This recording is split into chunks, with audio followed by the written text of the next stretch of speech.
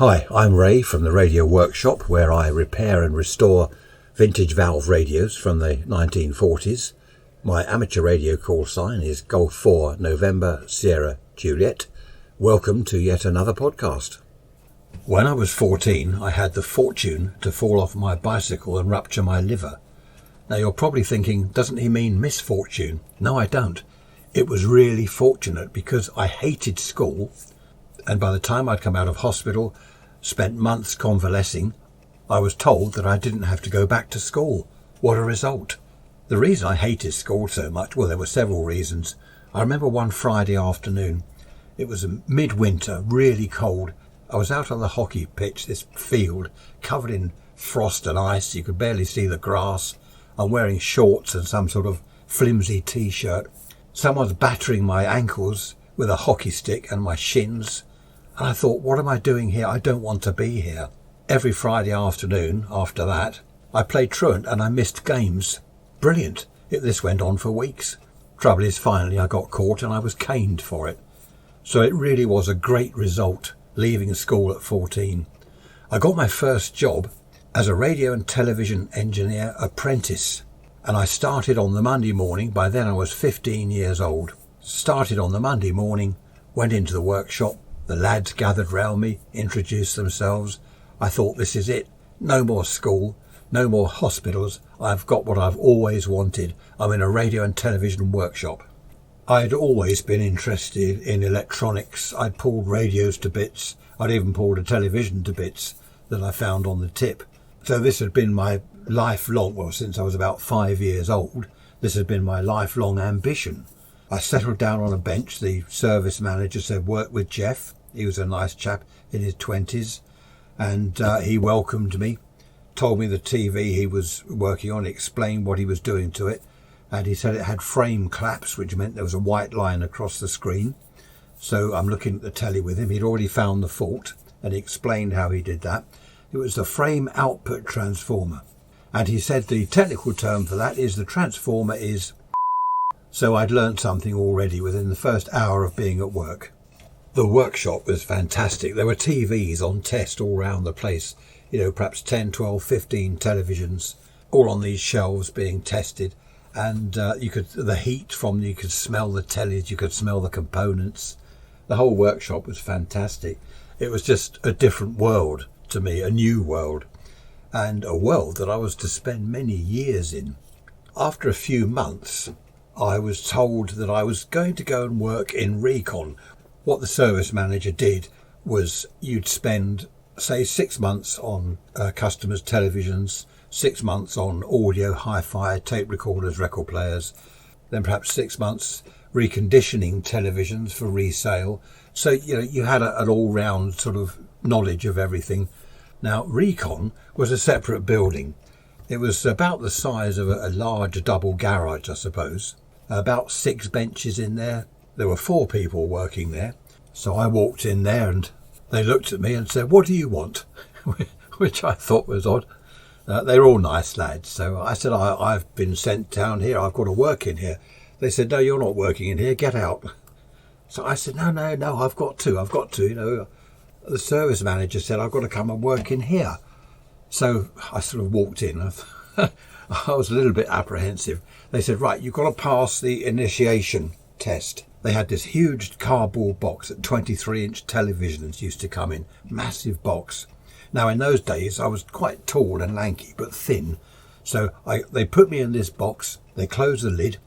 They kicked a hole in the end of the box and put this fan heater there, blasting hot air into the box. I was sweating. I could hardly breathe. I thought I was going to catch fire. They eventually opened the lid and let me out.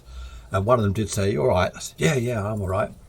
Another one, once I'd recovered, threw a capacitor. He said, look, take that upstairs. This was an electrolytic capacitor, which was fully charged with 400 volts.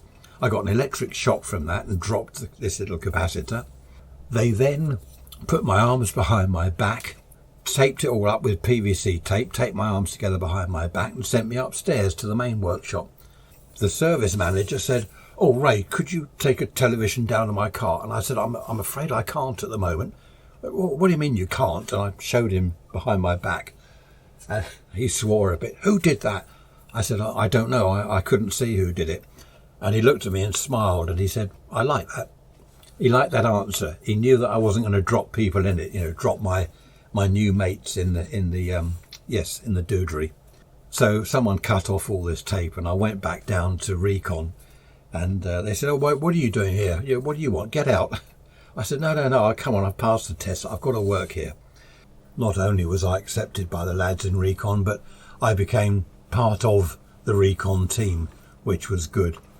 The following, when was it? About a week or two later, the Friday night, one of them said to me, what's your address? So I told him my address. He said, "Right, Friday, I'll pick you up at 8 tonight." So I said, "Okay, yeah, where are we going?" And he said, "You'll see." So at 8 o'clock, I was ready. He picked me up. We drove into town, went to a pub. Now, bear in mind, I was 16.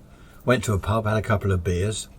And then about 9, was it 9, 9:30, we went to a club called the Karaoke. And a few of the other lads were there from the TV workshop. And I was introduced to drinking, to smoking. There were girls there, and I had quite an evening. In fact, I didn't get home till 2:30 in the morning. And that became a regular Friday night outing, down to the pub and then on to the club and home at 2:30, maybe 3 o'clock in the morning. So I was quickly fitting into this new life of mine, away from school and the cane and the boredom, freezing on the hockey pitch. I was now at work. The funny thing is, people had always said to me, "Oh, you're lucky to be at school. You wait till you have to go out to work. You won't like it when you have to go to work." But when I was convalescing after my operation, people were saying, "Oh, you want to get as much time off as you can. You don't want to go out to work." And there I was now thinking, what on earth are they talking about? It was heaven. A couple of the lads were licensed radio amateurs working upstairs, but one I worked with down in Recon was a pirate, a radio pirate, not music station type pirate. Mind you, he did a bit of that as well, but chatting on shortwave to other pirates. And with his help, I built my first transmitter and got that on the air. In fact, he gave me a transmitter initially, which I used. And at my first contact, I chatted to him. I was in Worthing and he was in Shoreham. And I remember it was a Sunday afternoon. We'd arranged a time and a frequency, and I could hear him and he could hear me. So that was it. I was on the air. I was a pirate.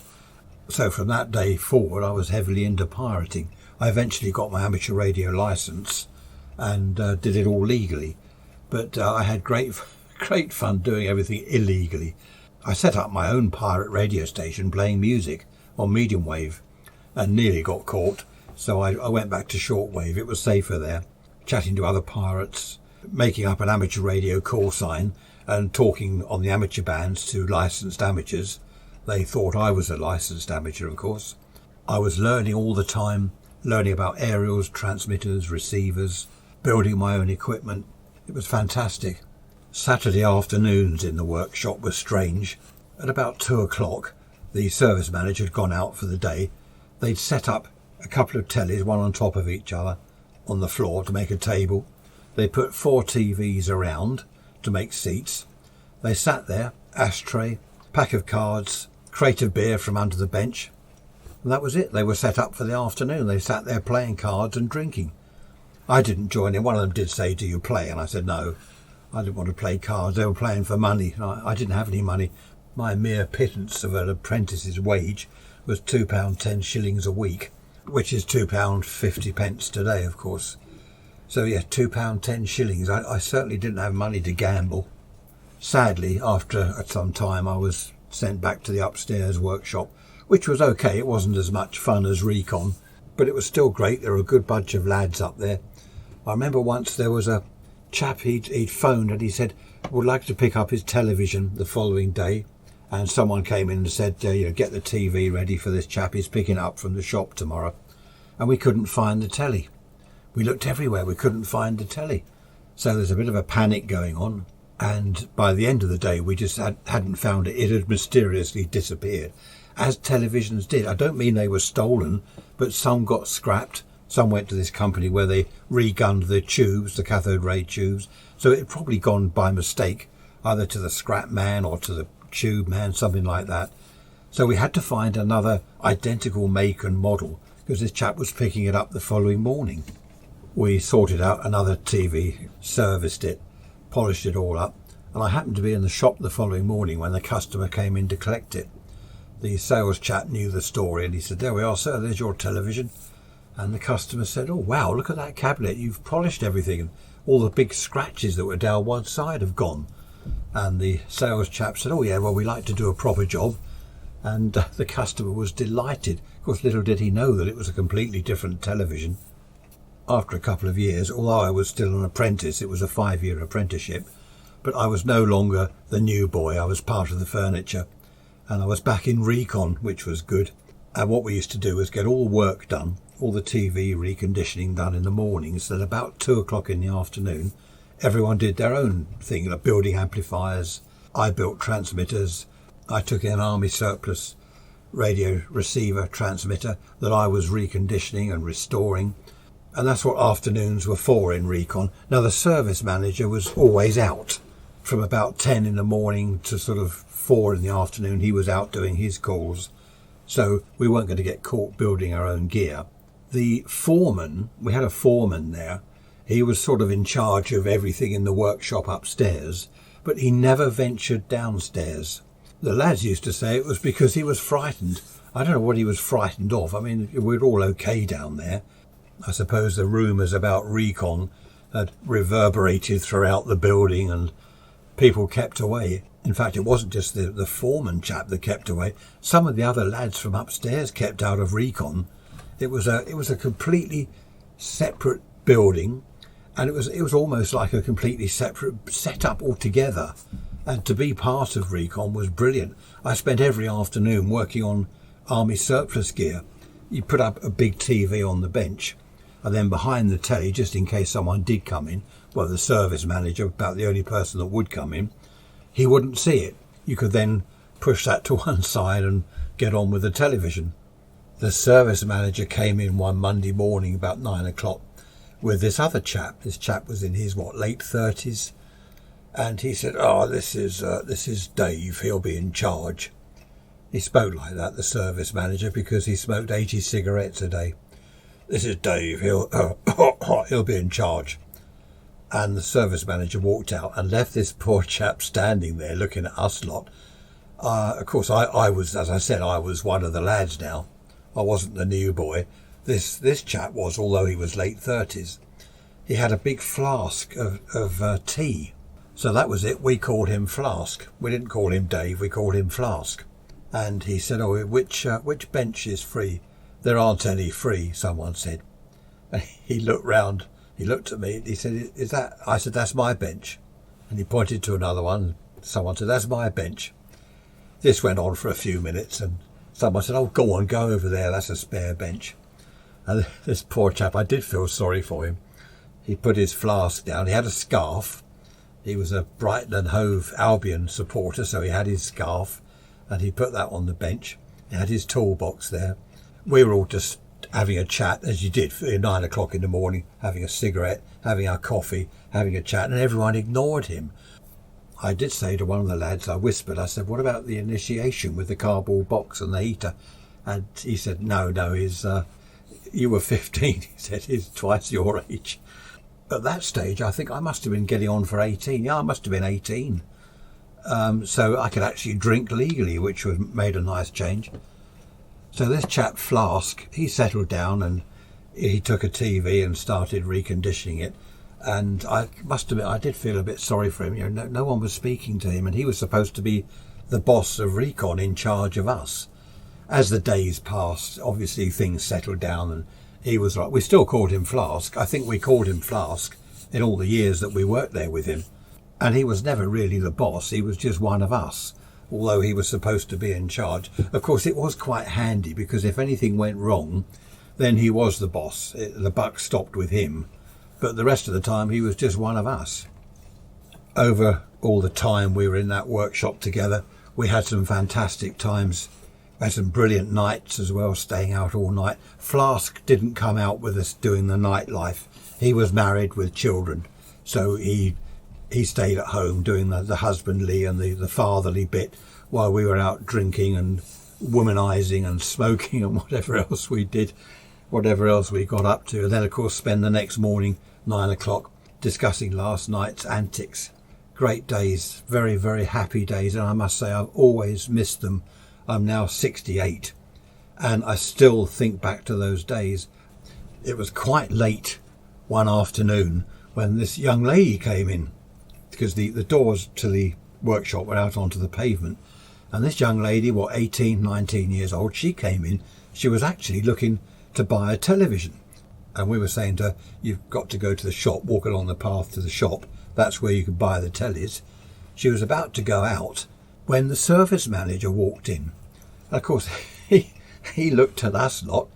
Then he looked at this girl, 18, 19 years old, in a miniskirt. Don't forget, this was the 1960s. They all wore miniskirts. And he thought it was something to do with one of us, like a girlfriend. And he was saying, right, what's going on here? What are you doing in here? And he's telling this girl off, get out of here. This is a workshop. Anyway, she sort of went scurrying off out of the workshop.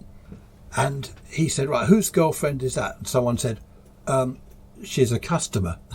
Of course, he went herring after her, and we looked out of the door, and he was saying, oh, I do apologise, I'm so sorry. He thought that she was, I don't know what he thought we were doing to her in the workshop. But that was a hilarious incident.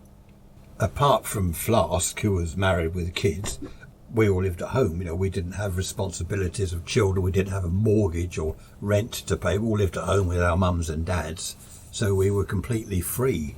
And one evening, was it one Friday or Saturday evening, we went up to London and saw Jimi Hendrix at the Royal Albert Hall. That was a brilliant evening. And after that, we went to Soho. I don't know whose idea that was. It wasn't mine. And there was a club one side of the street and this other seedy place the other side of the street. A chap outside one of the place was saying, come in here, lads, come in here. And the chap the other side was saying, no, come in here, we're showing a good film. And the other side of the chap was saying, no, you don't want to come and see a film, come in here, 12 and 6. And the other chap said, you can see the film for 12 and sixpence. It was going down. I'll tell you what, 10 bob, and you can come and see the film. And the other chap, no, I'll tell you what, 10 bob, you can come in here. We didn't, I don't know, what did we do in the end? I don't think we did either in the end. No, we went somewhere else altogether. But these two chaps either side of the road, come in here, come in here. That was quite funny. The years went by, and I suppose we all grew up. I got married, had a family, and that was that. I ended up like Flask. No, I didn't end up like Flask at all. I'm still the rebel now, even though I'm 68. Happy days.